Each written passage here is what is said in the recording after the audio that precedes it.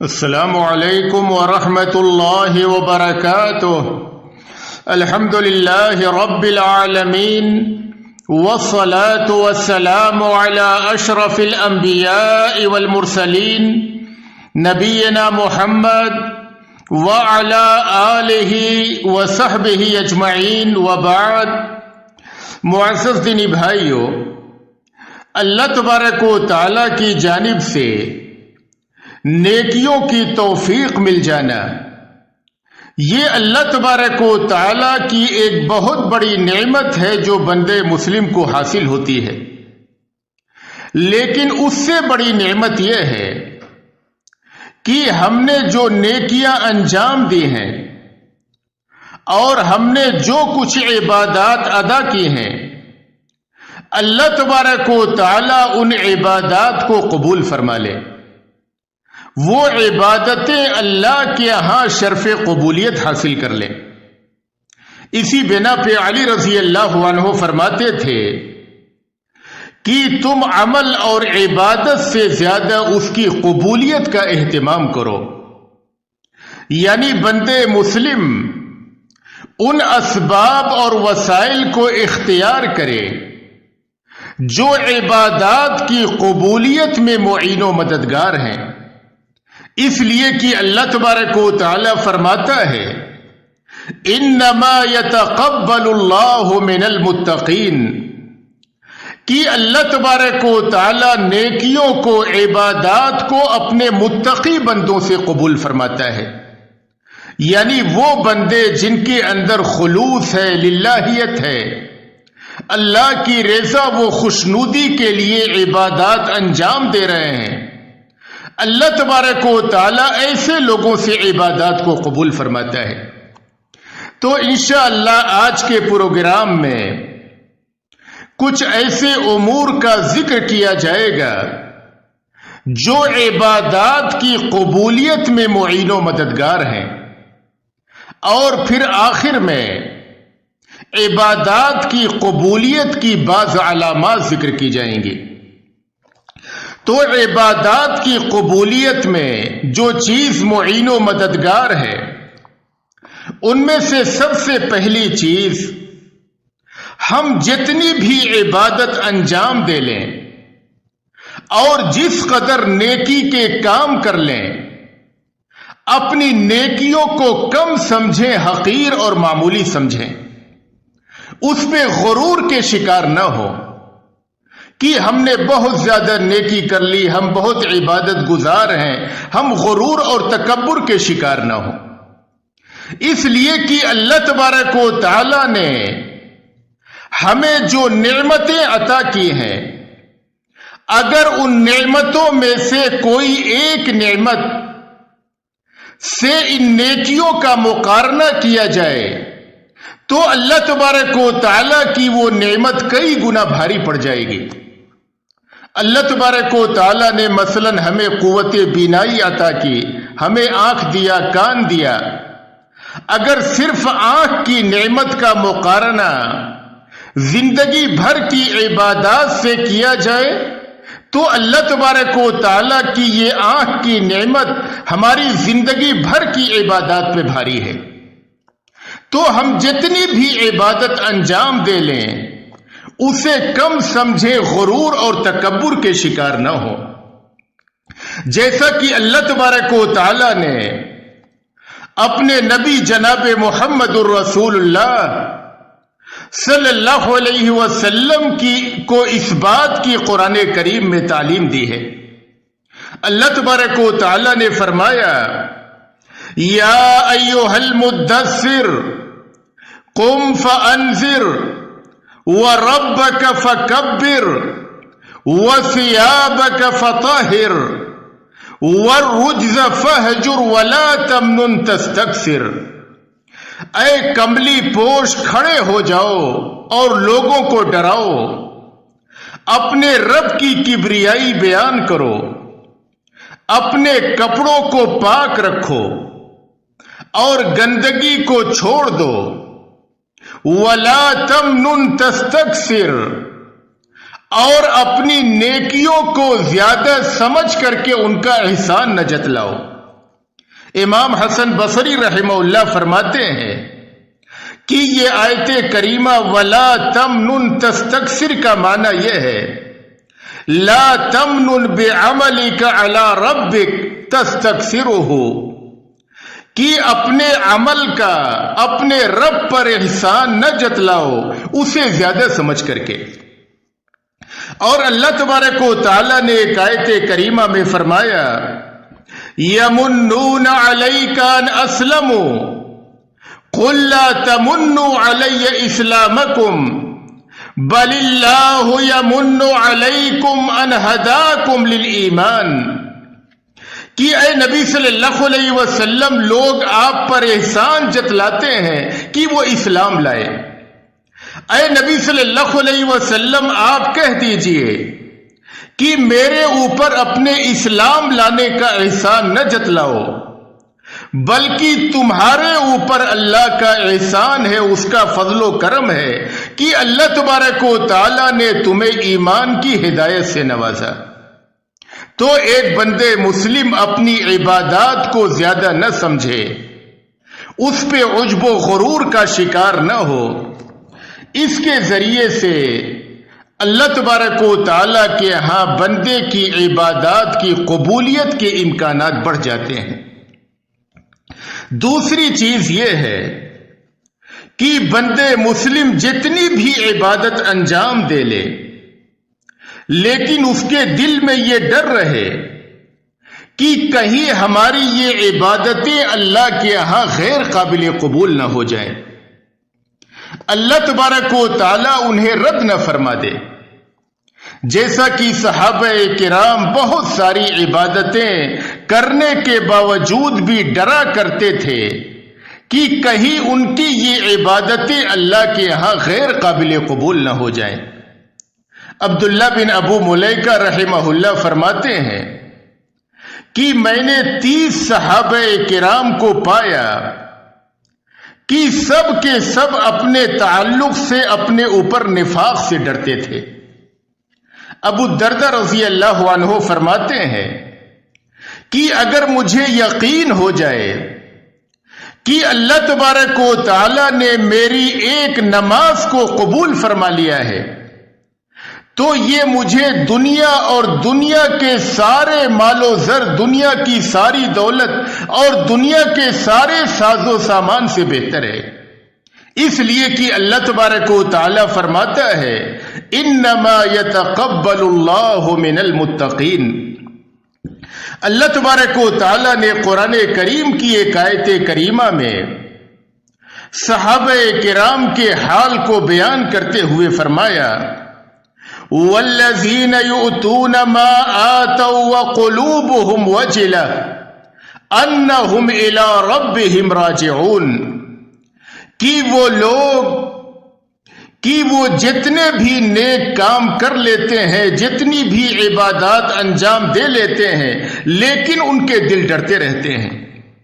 نبی اکرم صلی اللہ علیہ وسلم نے اس آیت کریمہ کی تفسیر میں فرمایا کہ اس سے مراد وہ لوگ ہیں جو روزے رکھتے ہیں، نمازیں پڑھتے ہیں اور صدقہ و خیرات کرتے ہیں اور ان کی عدم قبولیت سے ڈرتے رہتے ہیں۔ جیسا کہ عائشہ رضی اللہ عنہا کی روایت میں ہے، وہ کہتی ہیں کہ میں نے نبی اکرم صلی اللہ علیہ وسلم سے ایک بار اس آیت کریمہ کی بابت پوچھا کہ اے نبی صلی اللہ علیہ وسلم، اس آیت کریمہ سے تو وہی لوگ مراد ہیں جو شراب پیتے ہیں، چوری کرتے ہیں، گناہ کے کام کرتے ہیں اور ڈرتے رہتے ہیں۔ تو نبی اکرم صلی اللہ علیہ وسلم نے فرمایا کہ عائشہ، اس سے وہ لوگ مراد نہیں ہے، بلکہ اس آیت کریمہ سے وہ لوگ مراد ہیں جو روزے رکھتے ہیں، نمازیں پڑھتے ہیں، صدقہ و خیرات کرتے ہیں، وَهُمْ يَخَافُونَ أَلَّا تُقْبَلَ مِنْهُمْ، اور ان کے دلوں میں یہ خوف رہتا ہے کہ ان کی یہ عبادتیں اللہ کے ہاں غیر قابل قبول نہ ہو جائیں۔ تو ایک بندے مسلم اپنی عبادات کی عدم قبولیت سے ڈرتا رہے۔ تیسرا سبب یہ ہے کہ اللہ سے قبولیت کی امید لگائے اور کثرت سے دعائیں کرے کہ اللہ تبارک و تعالی اس کی ان عبادات کو قبول فرما لے.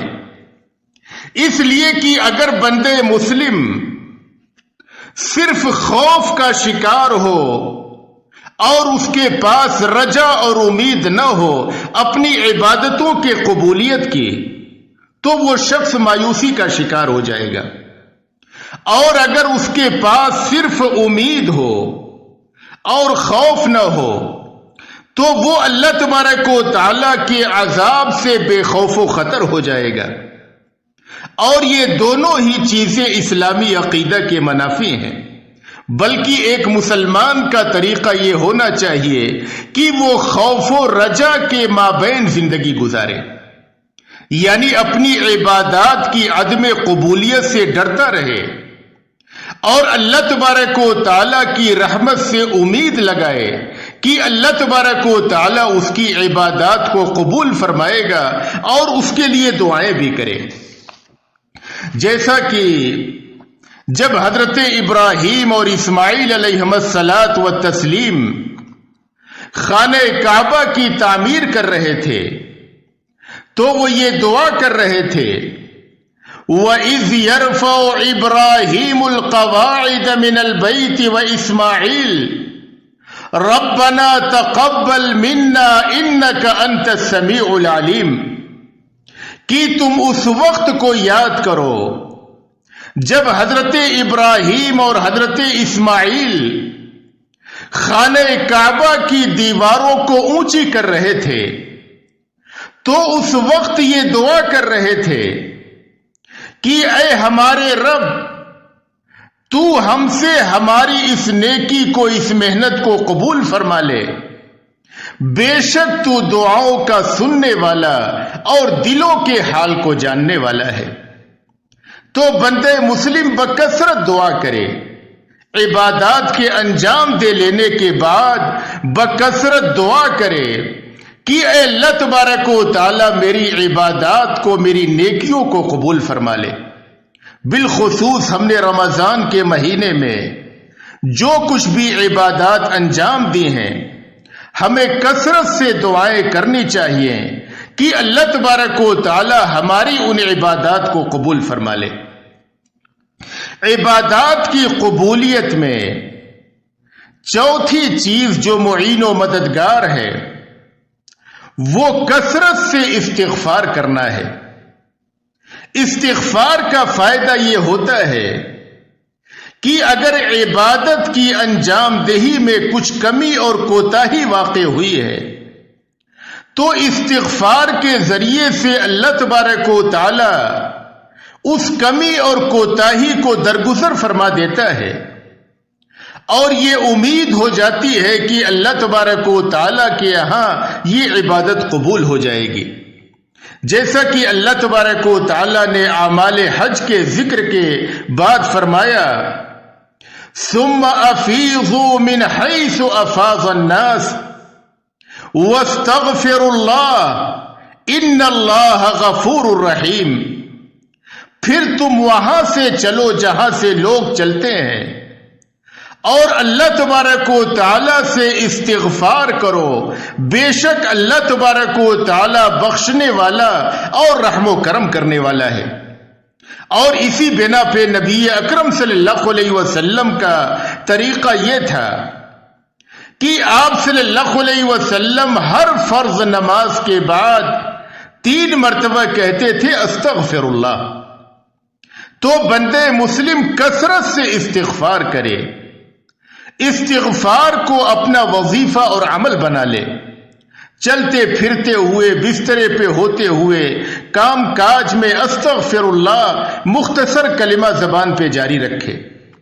نبی اکرم صلی اللہ علیہ وسلم نے ایک حدیث میں فرمایا، طوبى لمن وجد في صحیفته استغفار کثیر.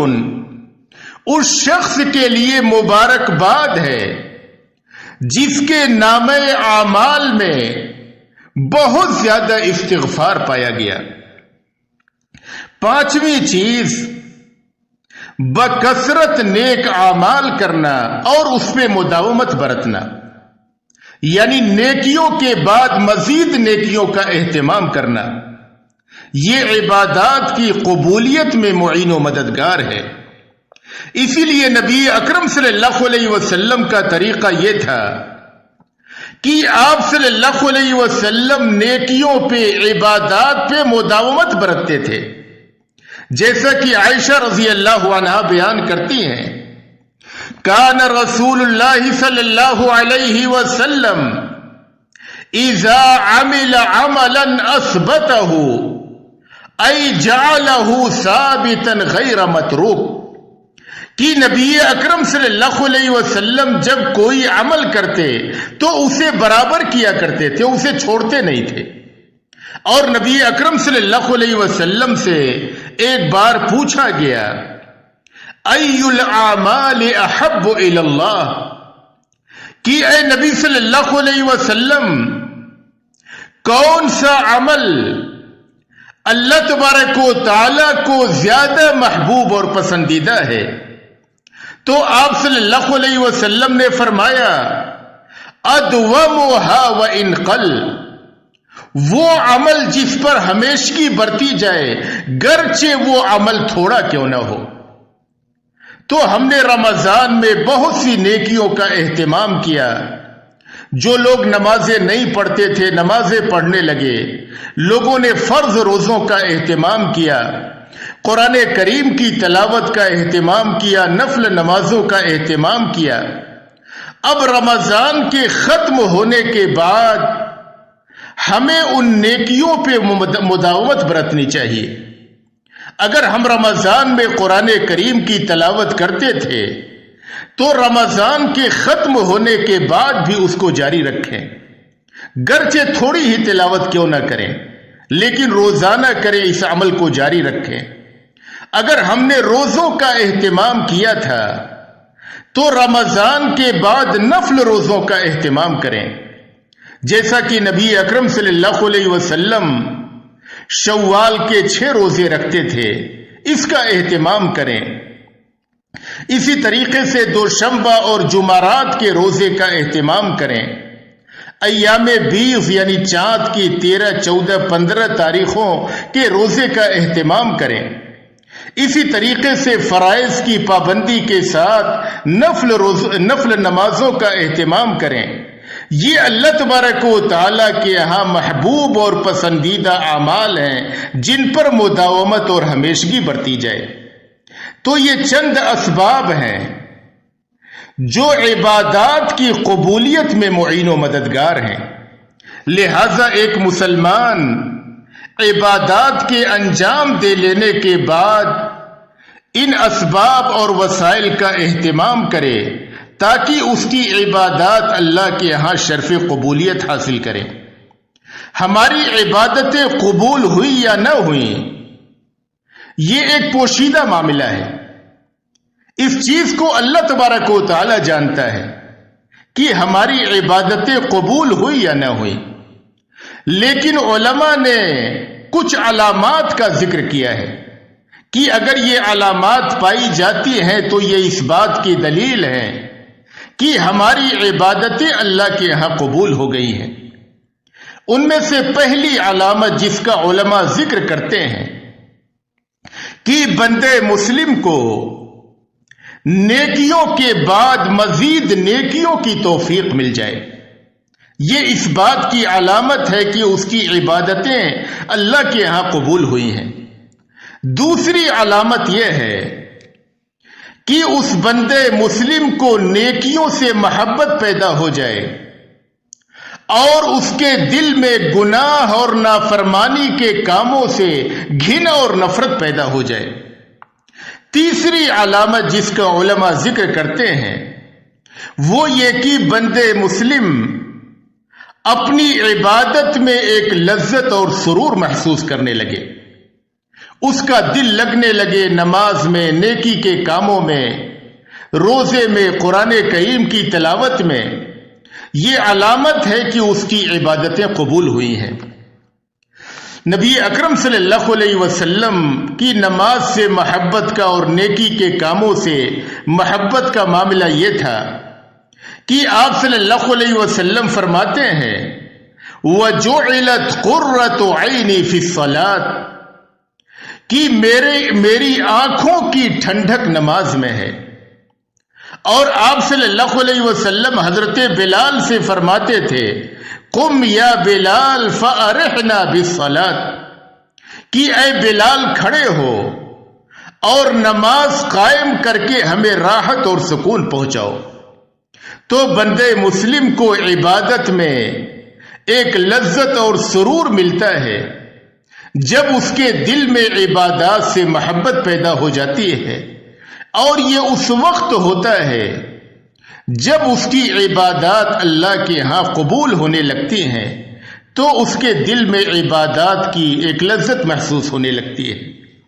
اللہ تبارک و تعالیٰ سے دعا ہے کہ اللہ تبارک و تعالیٰ ہمیں ان باتوں کو سمجھنے اور ان پر عمل کرنے کی توفیق عطا فرمائے، اور جب تک اس دنیا میں رکھے ایمان و اسلام پہ رکھے، اور جب ہمارا خاتمہ ہو ایمان و اسلام پہ ہو. وآخر دعوانا ان الحمد للہ رب العالمین.